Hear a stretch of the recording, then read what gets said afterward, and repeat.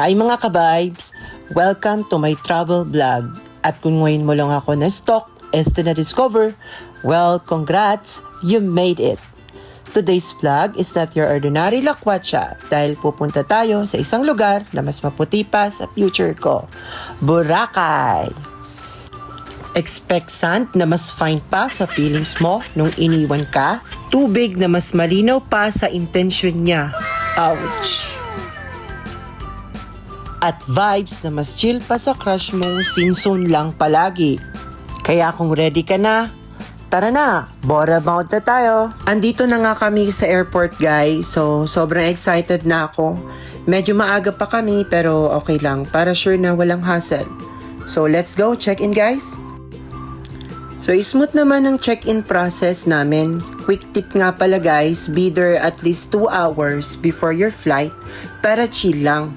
Then, diretso na kami sa boarding gate. So, ayan guys, nakaboard na kami. Next stop namin, Katiklan. See you in a bit, Boracay! The flight from Manila to Katiklan is super quick lang guys. Around 1 hour lang. Sakto lang for a power nap or some window views. A few moments later. We made it guys. Hello Katiklan, sobrang ganda nga ng weather, perfect beach day. Sobrang init nga dito guys, mabuti na lang may papayong si Cebu Pacific.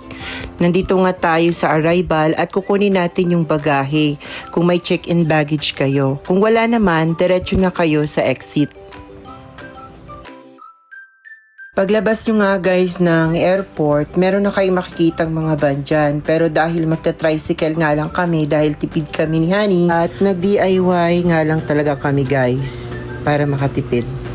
So kung makikita nyo guys, ito yung way papunta doon sa pilahan ng tricycle. Ito na nga guys, malapit na tayo sa pila ng tricycle papuntang Jetty Port. Ang maganda nga dito guys, di tayo masisingil ng driver ng mahal dahil kailangan muna nating magbayad bago tayo sumakay. Ang binayad ko pala dyan guys sa pamasahe sa tricycle ay 150 pesos per 2 packs na yun. At yun guys, nakasakay na nga kami ng tricycle. Ang cute nga ng tricycle na dito, nasa likod yung bagahe namin. Dito pa nga lang ay matatanaw mo na ang dagat at ang hangin guys. May enjoy mo talaga habang nasa biyahe ka. Ayun guys, kung gusto mo talaga makatipid, mag-tricycle ka lang dito sa Boracay. May enjoy mo pa yung view, nakatipid ka pa. So ayan guys, after 8 to 10 minutes na biyahe, nandito na nga tayo sa may Jetty Port. Guys, doon tayo sa loob magre-register at magbabayad. Dahil before tayo makasakay ng boat guys, kailangan nyo muna magbayad ng terminal fee, environmental fee at boat ticket. Ang terminal fee pala guys ay 150 pesos per head, environmental fee 150 pesos per head, at boat ticket 50 pesos per head. Ito nga pala guys na itsura sa loob ng Katiklan Jetty Port. Don't forget din pala guys yung 1 valid ID per head ninyo for registration, at yung terminal fee na 150 per head, at environmental fee na 150 pesos per head.